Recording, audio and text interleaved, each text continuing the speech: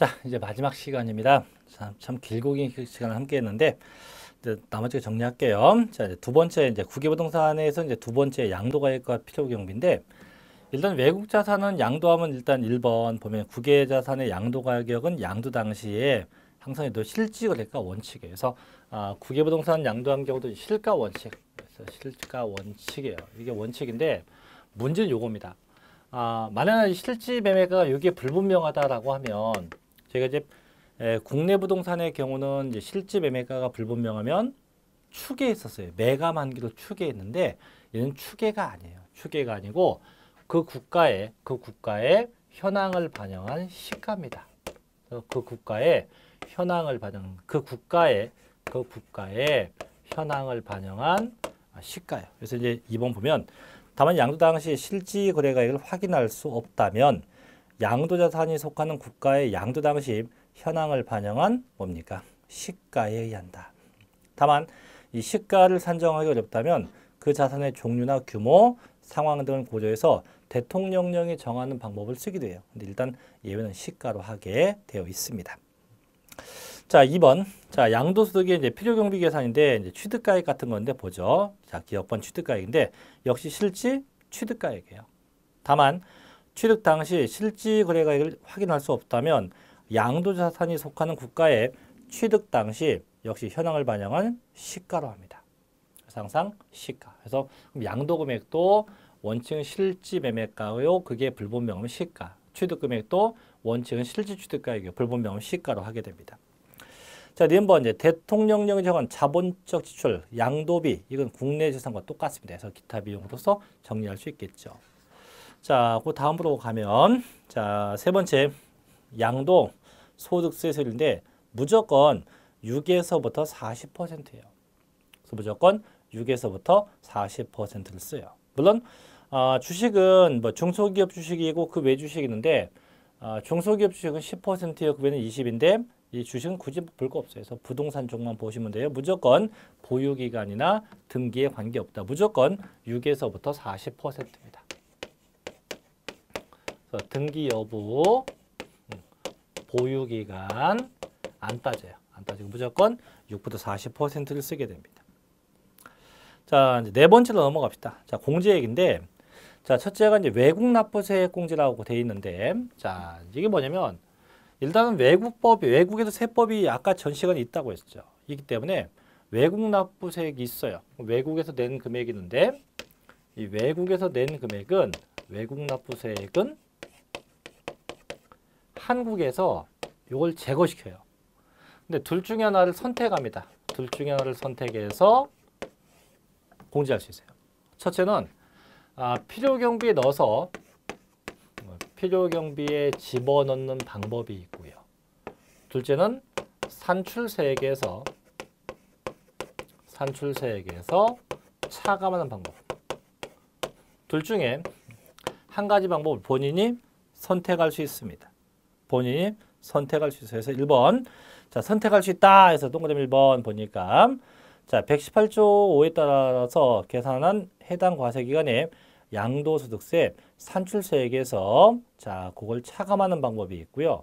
둘째는 2번에 보는 끝에 필요경비에 산입하는 방법 둘 중에 한 가지 방법을 선택해서 집어넣을 수 있습니다. 됐죠? 자, 이제 두 번째 기본공제인데 조심할 게 양도소득 기본공제는 가능합니다. 공제 가능해요. 얼마? 연 250만 원.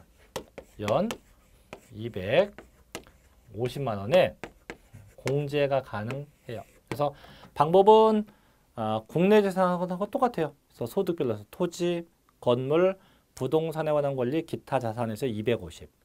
두 번째 주식에서 250, 셋째 파생상품에서 250. 각각 250만 원씩 공제할 수 있다. 조심할 건요. 장기 보유 공제는 안 됩니다. 장기 보유, 특별 공제는 안 됩니다. 특별 공제는 해당이 없어요. 그래서 기본 공제만 되지 장기 보유 공제는 없다. 이렇게 일단 알아두시면 되고 자, 그 다음에 준용 규정 봅니다. 이제 마지막 5번. 자, 외국 재산 양도하면 국내 걸 준용하는데 자, 보면 국외 자산의 양도에 대한 양도소득세 과세에 관해선 89조 비과세, 90조 감면, 92조 계산 방법, 93조 계산 순서, 95조 소득 금액, 97조 필요경비 계산, 98조 필요경비 계산 특례, 100조 양도차익 산정, 101조 부당행위, 105조부터 107조까지의 예정신고 납부, 그 다음에 확정신고, 파생상품 이런 걸 다 준용합니다. 근데 마지막에 있는 장기 보유 특별공제는 적용 안 한다 돼 있죠. 물론 또 있어요. 또 외국 부동산을 적용하자는 게 뭐가 있냐면 기준시가입니다. 기준시가는 대한민국 정부가 정한 금액이에요. 정부가 고시한 금액인데 얘는 대한민국 내에서만 통용되는 거지 절대 외국 부동산은 절대 이 기준시가를 적용할 수 없어요. 그래서 아까 실지 매매가가 불분명하면 추계한다가 안 나오는 게 매감한계도 추계할 수 없으니까. 그래서 그 국가의 현황을 반영한 시가로 한다. 이렇게 내용이 되어 있습니다. 그래서 그 정도까지만 아마 정리하시면 충분하겠네요. 자, 이제 마지막 챕터 갑니다. 3장으로 가죠. 이제 종합부동산세법으로 갑니다. 종합부동산세로 갈게요. 마지막 세 번째 3장으로 갑니다. 이 종합부동산세는 이제 부동산 보유세입니다. 보유세인데 국세요, 국세. 보죠.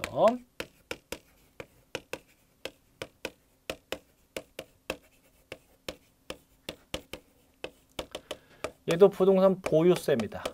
부동산을 보유했을 때 내는 세금인데 대신 국세예요, 국세. 근데 조심할 게 몇 개 있어요. 뭐냐면 일단 얘도 매년 6월 1일에 납세 의무가 성립이 돼요. 성립이 되고 두 번째, 제일 중요한 건 법령이 정한 공시가격 초과액에 대해서만 과세해요.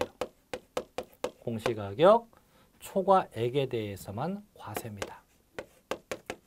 그래서 재산금액 전액이 아니고 법이 정한 초과 기준금액이 있는데 그 기준금액이 초과돼야만 그때 과세가 돼요. 그래서 이제 이따 보겠지만 숫자가 5억, 6억, 9억, 80억 이렇게 4개예요. 4개. 그래서 이렇게 5억, 6억, 9억, 80억 원이 초과된 경우에 한해서만 과세가 돼요.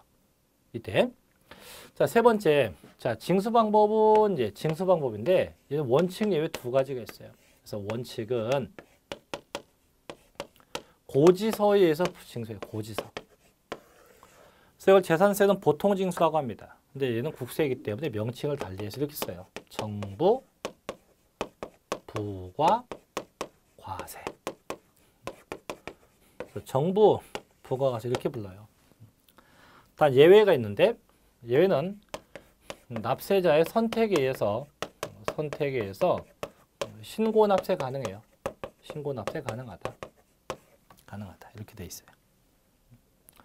그 다음에 이 종합부동산세도 분할 납부 가능해요. 분할 납부 가능합니다. 재산세하고 똑같은데 단 재산세는 분할 납부가 납부할 금액이 500만 원이 초과돼야 가능하죠. 며칠 내? 45일 내죠. 근데 얘는 똑같이 500 초과인데 얘는 2개월 내입니다. 그래서 2개월 내 분할 납부 가능하다. 이런 특성이 있어요. 그래서 보면 일단 용어의 정의 보면 뭐 주택, 뭐 토지, 주택분 재산세, 뭐 세대, 뭐 공시가격 이런 용어가 있고요. 자, 두 번째 2번 갑시다. 부가징수 갑니다. 자, 부가징수도 시험 잘 납니다. 근데 어떻게 부과하냐? 자, 부가징수인데 종합부동산세도 매년 6월 1일에 납세 의무가 성립이 돼요. 성립이 되고 세금 내는 기간은 매년 12월 1일부터 12월 15일까지 요 기간이네요. 요 기간에 토지분에 대한 종합부동산세도 내고 주택분에 대한 종합부동산세도 함께 내요. 그래서 토지분, 주택분을 함께 내요. 요 기간이 냅니다. 요 기간. 어떻게 내요? 원칙은 고지서에 의해서 내요. 고지서에 의해서. 아까 얘기했죠. 그래서 정부 부과과세입니다. 다만 납세자의 선택에 의해서 신고 납부할 수 있다. 똑같은 기간 내에 신고 납부를 선택할 수 있습니다. 그래서 원칙은 고지서인데 예외 선택해서 신고할 수 있다. 보죠. 자, 과세 기준을 대해서 매년 6월 1일로 합니다. 두 번째 부가징수인데 세무서장은 납부해야 할 종합부동산세액을 결정해서 당해년도 12월 1일부터 15일까지 부가징수한다. 2번 단 관할 세무서장은 종합부동산세를 징수하고자 할 때 납세고지서에 주택과 토지로 구분한 과세표준세액을 기재해서 납기 개시 5일 전까지 발부한다. 그래서 원칙이 고지서니까 5일 전까지 발부해서 걷어가게 돼요. 다만 세 번째, 종합부동산세를 신고 납부 방식으로 납부하고자 하는 납세의무자는 종합부동산세의 과세표준세액을 당해년도 12월 1일부터 15일까지 신고할 수 있습니다. 자, 신고하게 되면 1번에 따른 결정은 없다. 즉 고지서는 완전히 무시합니다. 무시해서 원칙은 고지서 선택해서 신고할 수 있다. 근데 얘가 고지서를 받아서 안 냈대요. 신고 납부 안 했대요. 이러면 당연히 뭐가 붙냐? 가산금이 붙게 됩니다. 뭐가 붙는다고요? 가산금이라는 것이 붙게 돼요. 그럼 가산금 얼마 붙어요? 일단 일반 가산금. 그냥 가산금은 3%가 붙죠. 근데 얘가 계속 안 내고 버틴다. 버티면 가산금이 또 붙죠. 또 붙는 가산금이 중가산금인데 이 중가산금은 1.2%씩 최고 60개월 동안 붙죠. 다만 가산금은 체납금액에 제한이 없지만 중가산금은 체납금액에 제한이 있죠. 그래서 체납한 금액이 최소한 100만 원 이상일 때 100만 원 이상 체납한 경우에 붙게 돼요. 100만 원 이상 체납한 경우에 붙게 됩니다. 이렇게 해서 부가징수도 받고. 그 다음에 얘도 이제 분할 납부 가능해요. 자, 분할 납부 방법은 재산세와 똑같은데 다시 한번 정리할게요.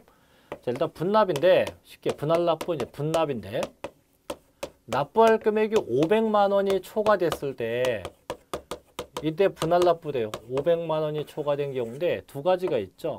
그래서 첫째가 내가 낼 금액이 1000만 원 이하냐, 1천만 원 이하냐. 둘째, 내가 낼 금액이 1000만 원 초과냐. 그래서 1000만 원 이하면 500만 원 초과 금액, 500만 원 초과액이 분납이 되고 1000만 원 초과할 때 일단 반토막 50% 이하죠. 50% 이하가 분납이 돼요. 예를 들면 내가 낼 게 가령 700이었다 하면 처음에 내고 또 내요. 이래 낼 게 500은 넘어간 거. 200이지 200. 그럼 당연히 앞에는 500 이렇게 되겠죠. 둘째, 내가 낼 게 1000 초과했다. 가령 2천만 원이었다 라고 하면 처음에 내고 또 내요. 그럼 뒤에 낼 게 50%야. 1000만 원 내면 돼요. 앞에 것도 1000만 원. 이런 형태가 될 수 있겠죠. 자, 여기까지 정리해봤고, 자, 이제 2절 갑시다. 주택과 토지에 대한 과세인데, 자, 과세를 하기 전에 이제 과세 대상을 좀 먼저 볼게요. 이 종합부동산세 과세 대상인데, 자, 얘를 먼저 볼게요. 자, 과세 대상이에요. 과세 대상. 이 대상은 일단 재산세를 먼저 냅니다.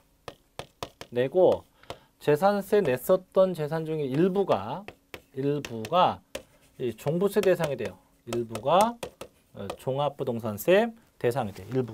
일부가. 그럼 재산세 대상부터 봐봐요. 재산세는 뭐가 있었냐면 첫째는 토지. 토지. 이때 토지가 세 가지였어요. 종합합산 대상 토지도 있었고 별도합산 대상 토지도 있었고 분리과세 토지 이렇게 세 가지가 있었죠. 세 가지. 자, 두 번째 건축물. 세 번째 주택. 이때 주택은 두 가지 아니에요. 그죠? 이게 일반 주택도 있고 고급 주택도 있고 심지어 별장도 있어요. 별장. 이렇게. 세 번째, 네 번째 선박과 항공기. 이것들이 전부 다 재산세 과세 대상인데 요 중에 일부만 이 종부세 과세 일부가 뭔데? 딱 두 개. 토지하고 주택. 부동산이니까. 또 토지하고 주택에 대해서만 돼요. 그럼 결국은 건축물은 종부세 안 냅니다. 안 내. 선박 항공기는 부동산이 아니니까 해당이 없겠죠. 그죠? 그래서 토지하고 주택만. 다시 이 토지도 재산세 냈었던 것 중에서 나대지의 성격을 가진 종합합산 대상 토지하고 별도 합산 대상 토지만 해당이 되지 농지나 뭐 목장, 골프장과 같은 분리과세 토지도 종합부동산세를 안 내요. 안 내. 자, 주택도 마찬가지예요. 재산세 냈었던 것 중에서 일반 주택하고 고급 주택만 해당이 되지 마찬가지 별장도 해당이 없어요. 그럼 결국 해당 없는 거 일단 크게 세 가지.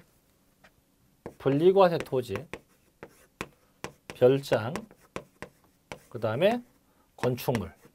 이 세 개는 절대로 종합부동산세를 내지 않아요. 분리과세, 별장, 건축물은 절대 종합부동산세를 내지 않습니다.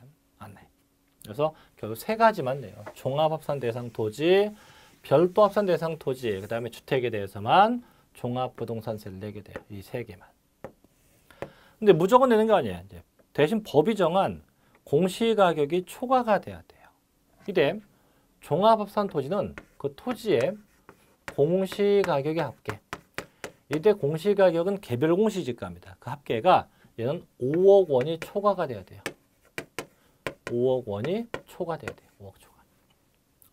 별도 합산은요. 그 토지의 공시금액 합계가 있는 80억 원이 초과돼야 돼요. 80억 원이 초과가 돼야 돼. 그럼 내가 나대지가 있는데 이 나대지가 5억이 안 넘어? 안 넘으면 종합부동산세 낼 일이 없어요. 5억이 넘어야 됩니다. 사업용 토지는 80억이 넘어야 됩니다. 자, 주택.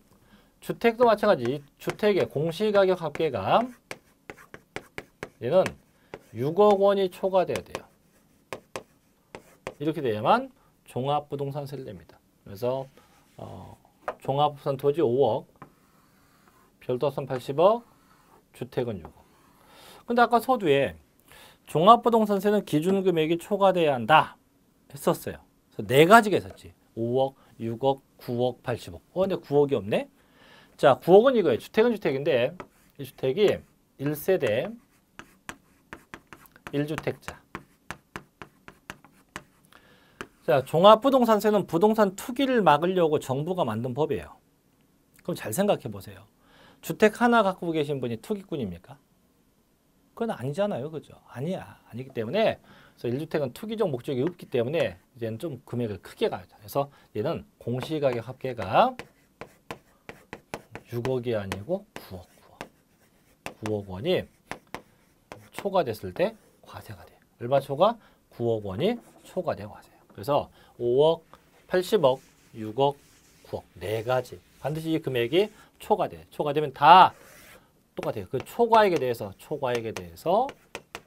과세합니다. 초과액에 대해서 과세하게 돼요. 반드시 금액이 초과가 돼야 됩니다. 자, 그럼 여기서 중요한 건 이제 뭐니 해도 주택이에요. 솔직히 토지는 종합합산 대상 토지가 어떤 게 있고 별도 합산 토지가 어떤 게 있는지 정도만 구분하면 되고 중요한 건 주택입니다. 그래서 주택에 대해서 책에도 보면 이제 주택만 엄청 써 있어요. 주택만. 그래서 지금부터 제가 주택을 볼 테니까 어떤 내용이 어떻게 쓰여져 있는지 주택에 대한 내용을 하나씩 좀 정리해 볼게요.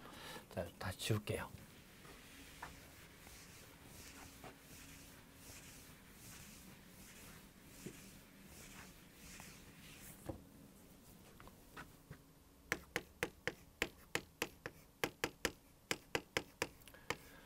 자, 주택은 종합부동산세 패턴이 두 가지가 있어요. 첫째는 일반적인 경우가 하나 있고, 둘째는 1세대 1주택이에요. 단 주의할 게 이때 1세대 1주택은 남편이건 부인이건 단독 소유가 돼요. 단독 소유가 돼야 돼요. 그럼 일반적 경우는 이거죠. 주택이 두 채 이상 거죠. 두 채 이상이거나 아니면 한 채인데 공동 소유했다든가 공동소유 이런 경우. 그래서 1주택이고 단독 소유가 된 경우는 1주택이고 그게 아니면 다 그 외인데 자, 일반적 경우부터 보자. 일반적 경우는 어쨌든 간에 주택에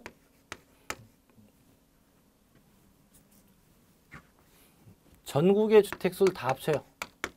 합치고 인별로 다 합쳐. 개인은 개인별로, 법인은 법인별로 다 합쳐. 합쳐서 그 주택의 공시가격이 6억 원이 초과가 돼야 돼요. 6억 원이 초과가 돼야 돼요. 6억 원이 초과가 돼야만 종합부동산세를 내요. 그래서 전국에 있는 거 다 합치고 인별로 합쳐서 주택 금액이 어쨌든 6억 원이 초과가 돼야 돼요. 6억 원이 초과가 돼야 한다. 자, 그때 전국에 있는 주택을 다 합치는데 안 합치는 것도 있어요. 안 합치는 거. 즉 재산세는 내지만 종합부동산세는 내지 않는 주택이 있어요. 그래서 다 합치지만 안 내는 게 있다. 안 내는 게. 안 내는 게. 뭐냐? 임대주택. 그 다음에 종업원용 주택. 그 다음에 문화재 주택. 그 다음에 향교용 주택. 그 다음에 가정 어린이집. 가정 어린이집. 그 다음 미분양. 이런 건 빼고요. 이런 건 제외하고 나머지 주택만 합쳐서 6억이 초과가 돼야 돼요. 이거 빼고. 그럼 내가 집이 10채인데 제외된 거 다 뺐더니 남는 게 2채야. 2채고 2채를 더해보니까 금액이 5억밖에 안 돼요. 그때는 종부세 안 냅니다. 그래서 이것들 빼고 나머지 것만 합쳐서 6억이 초과돼야 돼요. 그 어떻게 계산하냐? 이제 계산 공식도 볼게요. 자, 공식은 쉬워요. 공식은 자, 주택의 공시가격 합계금액에서 6억을 빼요. 왜 빼냐? 6억 초과 금액이 과세니까. 그럼 8억이다. 그럼 초과된 게 2억 아니에요. 그걸 만들려고 하는 거죠. 자, 곱하기 항상 뭘 곱해요? 공정, 시장, 가액, 비율을 곱해요. 이게 현재는 80%인데 문재인 대통령께서 이제 부동산 투기 잡겠다고 이걸 바꾼다고 합니다. 그래서 이건 바뀔 수 있으니까 나중에 개정 법령 다시 확인해 보시고 일단 80%고. 자, 곱하면 뭐가 나요? 과세 표준. 이게 나옵니다. 자, 그 다음에 이제 과세 표준 나왔어요. 과세 표준. 과세 표준 나오면 곱하기 세율로 합니다. 세율. 이럴 땐 뭐가 나와요? 산출세액 나와서 산출세. 산출세액이 나옵니다. 끝났어요. 빼기.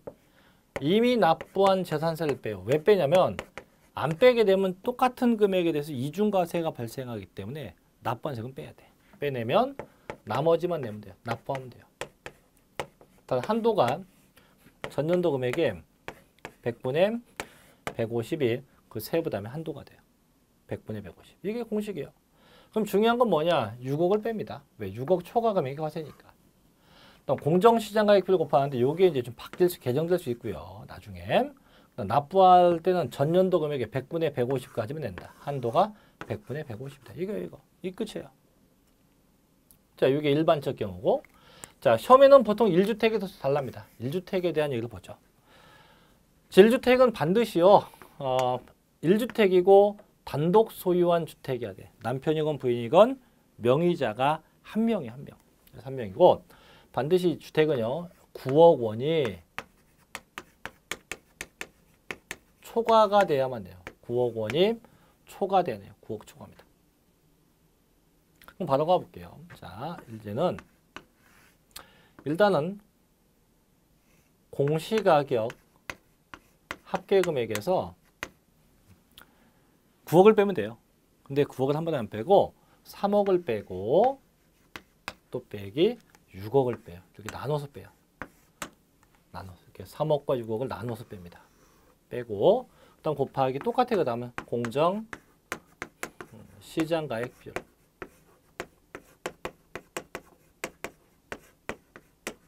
똑같아요. 80%.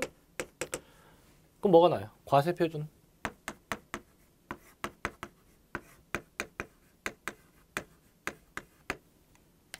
자, 이제 과세 표준 나왔으니까 갑시다. 과세 표준 곱하기 이렇게 세율. 그럼 산출세액이에요. 그죠? 자, 빼기 재산세 이중과세 걸리니까 빼야 돼요. 자, 이거 끝이 아니지. 중요한 게 이건데 이제 또 빼기 게 또 있어요. 뭐가냐면 이런 게 있어요. 연령별 공제라는 게 있어요. 이게 뭐냐면 이 주택을 소유하신 분, 이분 나이가 만 60세 이상이면 빼주는 공제예요. 이상할 때.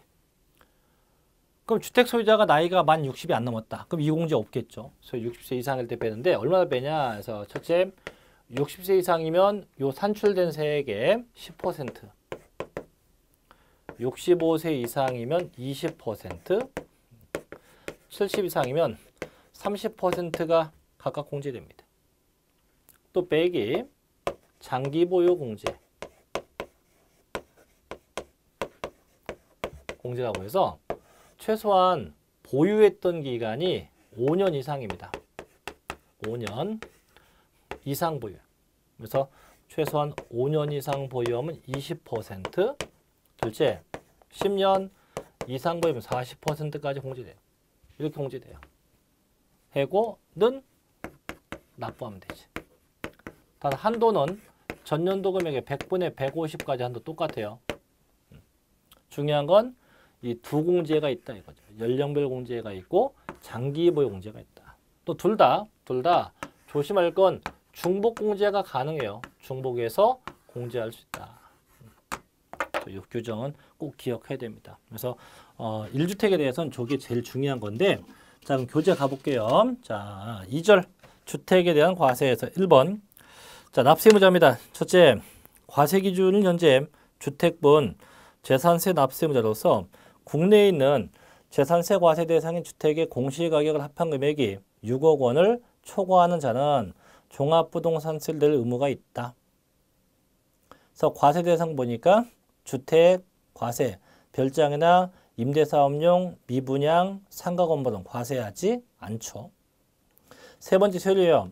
자, 그냥 초과 누진세율만 기억하면 돼서 1000분의 5부터 1000분의 20이에요. 1000분의 5부터 1000분의 20까지를 적용합니다. 그 다음에 가면 동그라미 2번, 3번, 4번 되는데 5번 가요. 5번. 자, 과세 기준 현재 만 60세 이상인 1세대 1주택자의 공제액은 산출된 세액에 대해서 다음에 공제율을 적용한다. 그래서 박스 보니까 나이가 60세 이상은 100분의 10, 65세 이상은 100분의 20, 70세 이상은 100분의 30까지 각각 공제가 가능하게 됩니다. 주의할 건 1세대 1주택에 대해서만 이 공제를 적용하게 돼요. 6번 또 마찬가지 1세대 1주택자로서 그 주택에 과세 기준 현재 5년 이상 보유한 자, 즉 장기 보유 공제입니다. 얘도 다음에 공제를 한다. 그래서 5년 이상 보유하면 100분의 20, 10년 넘게 보유하면 100분의 40까지 공제돼요. 다만 다시 한번 얘기할 게 뭐냐면 장기 보유 공제와 연령 보유 공제는 둘 다 중복 공제 가능하고 제일 중요한 건 1세대 1주택에 한해서요. 1세대 1주택에 한해서만 적용됩니다. 그 1주택 아니면 안 돼요. 반드시 1세대 1주택에 한해서 적용합니다. 자, 그거 기억하셔야 돼요. 자, 그래서 이게 주택의 끝이에요, 이게. 그래서 주택은 조심할 게 이거예요. 임대사업용, 종업원용, 문화재, 향교, 가정어린이집 등등은 제외하고 1주택에 대해서는 3억 원의 공제가 더 있다. 그 다음에 연령별 공제가 있다. 그 다음에 장기 보유 공제 있다. 그래서 이 내용만큼 꼭 구분하고 알고 계셔야 됩니다. 자, 토지도 맞아볼게요. 자, 뒤에 토지인데, 자, 토지는 두 개밖에 없어요. 종합합산 대상 토지하고 별도 합산 대상 토지인데, 얘는 그냥 쉬워요. 봅시다. 자, 토지인데,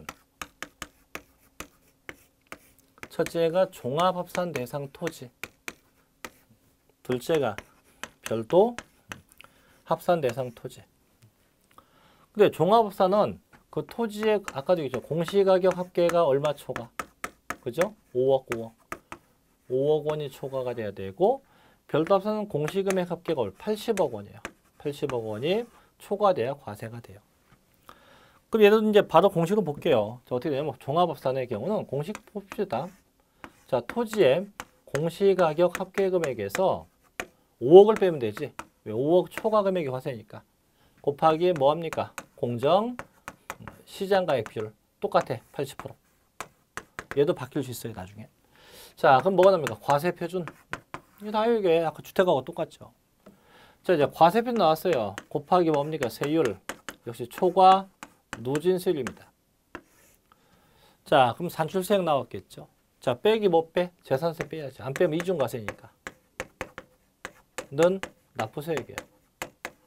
일단 한도는 전년도 금액의 100분의 150이 세부담의 한도가 되겠죠. 이렇게.